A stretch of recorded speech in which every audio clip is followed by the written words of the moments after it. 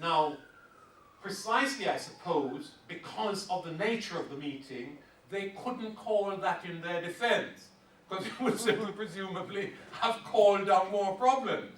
These men are connected with this guy over there that we've just charged with these terrible things, right? But if they had tried, it would have been very interesting, because they had evidence about where they were coming from. There were other people who were there at that meeting, but the defense wasn't run. So that is the story that is told. Now, I say that this is a political triumph because just as Winston True was in struggle at that time, the same struggle that I was then in and that the older ones of us were in also at that time, he's still in that struggle. And it is very good and remarkable, right, to find that we have a brother who stayed with the struggle for all of this time and is now documenting it for us in this specific and wonderful way, right? Most of the brothers and sisters in their 60s gone from the movement long time and bring up their grandchildren, nothing wrong with that, but not involved in the movement. So to find a brother who's still consistently in it matters. And after he'd been let out of jail,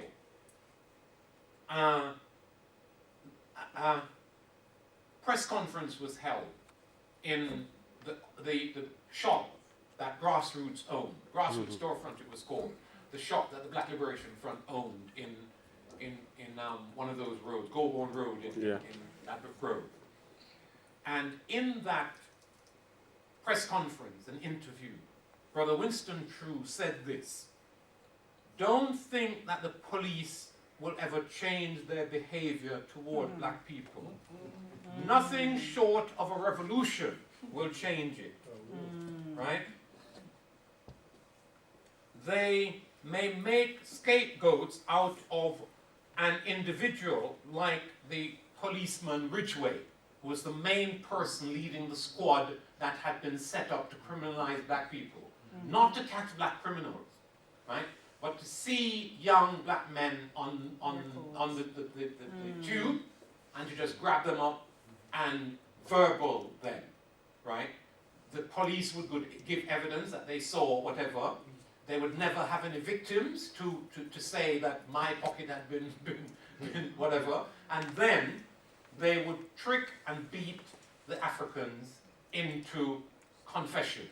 And confession is the best evidence against a person. You say you do it. Right? Very good evidence. And to trick and beat that out of somebody was their modus operandi, was how they operated. That is what these brothers and the two others and many more like them, the police was doing it a lot at that time. And indeed they still are, but we leave that to one side. So Winston says in 1973, right,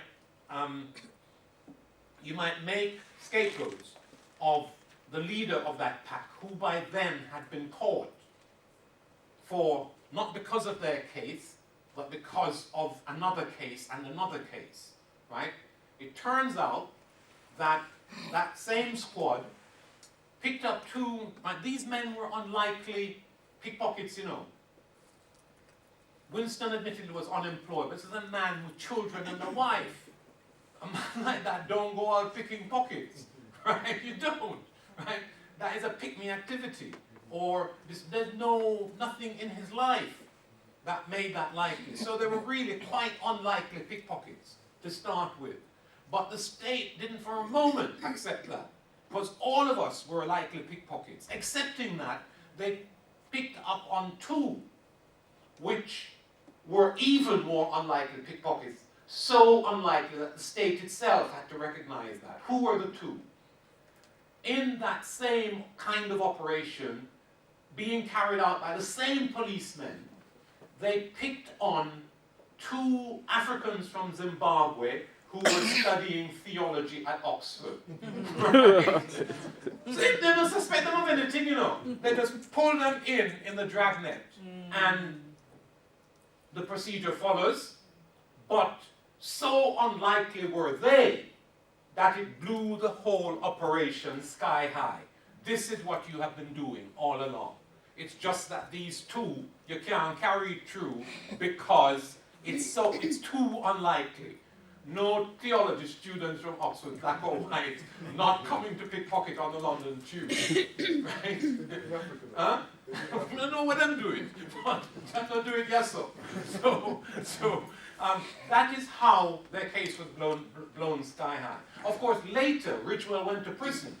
Not because of these criminal activities in relation to black people, but because they put him in charge of a depot to stop things being stolen from the depot, and he got into organizing even greater thefts than had previously been happening in the place. And eventually, the people who owned the depot, it was, I think, the London... Yeah, but who owned it? British Rail. Yes, it's the British police, the British Transport Police establishment. And their own people were thieving from it. They put Ridgewell in charge to stop it. And it thieving so much that somebody above them had to ask, why is the stealing continuing and at a greater rate than it was before we put this man in there? And the obvious explanation is him doing it. And he was doing it, right? Outrageously, uncontrolled, right? So that is how Ridgewell ended up in jail. I think he died in prison of a heart attack or something like that. Oh, the right? Russian. Huh? Russian. So, right? That is the story that this brother is telling.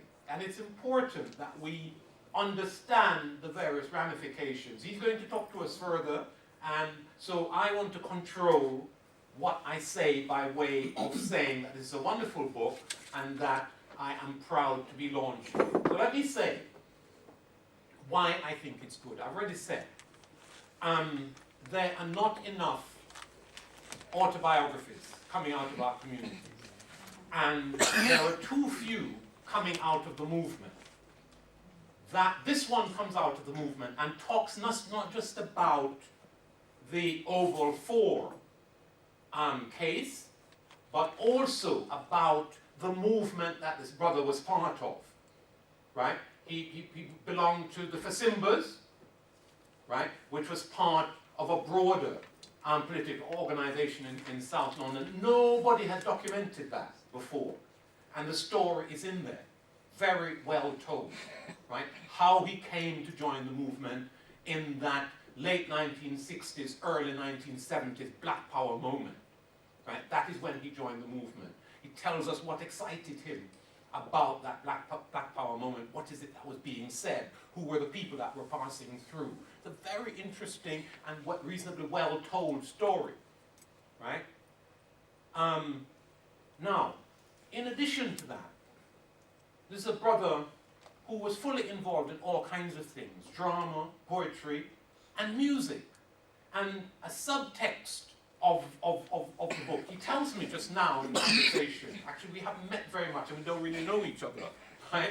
But earlier on tonight, he's saying to me that the bit that's very powerful in the book about music, the music of the day, especially the reggae of the day, is in there, in part, so that he can be interviewed by Mutabaruka about it.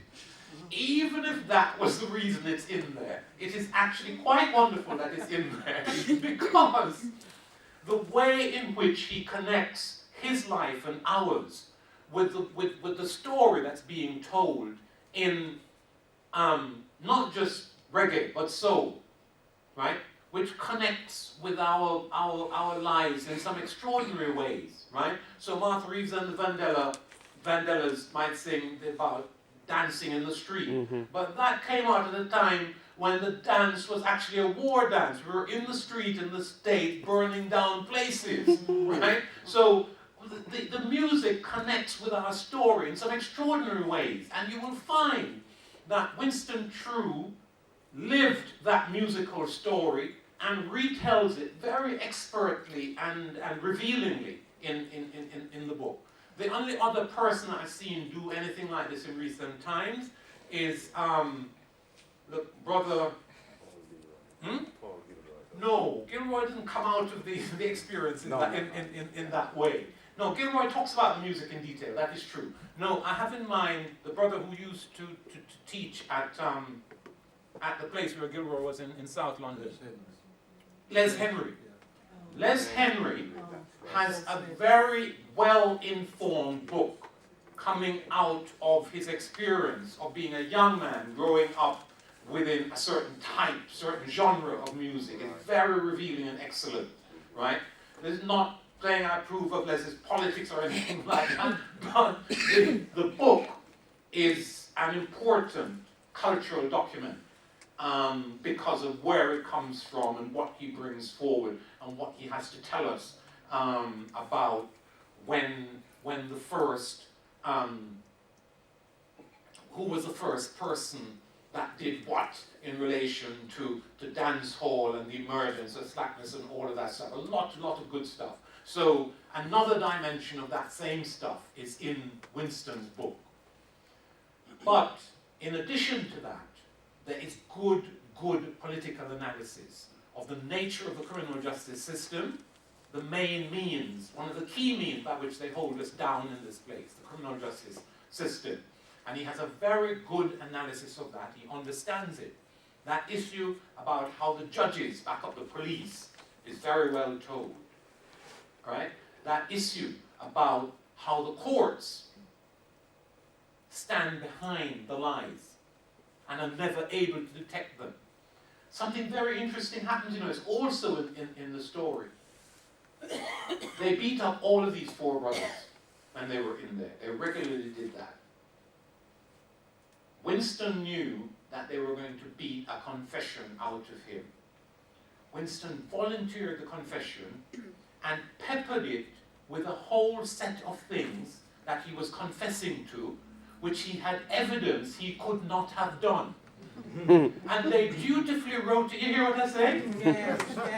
He confessed to things that he had evidence that he could not have done. The most obvious one is that he was picking pockets at a time when there was evidence that he was in the place signing on as unemployed. And the manager of the unemployment officer came and said, yes, that is where he was.